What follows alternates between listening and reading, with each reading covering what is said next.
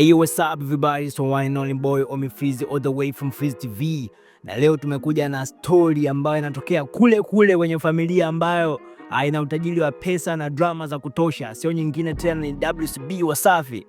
Basi Mama Dangote amekuja na taarifa ambazo zimewaacha watu midomo wazi baada ya kufunguka kuwa amepanda pipa kwenda ukweni Burundi kutoa posa.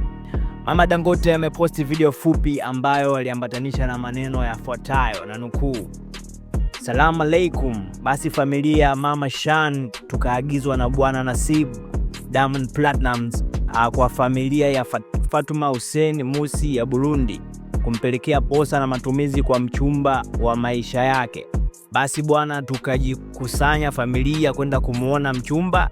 Alhamdulillah, tulifikisha mzigo salama. Tuliagizwa na bosi Nasibu.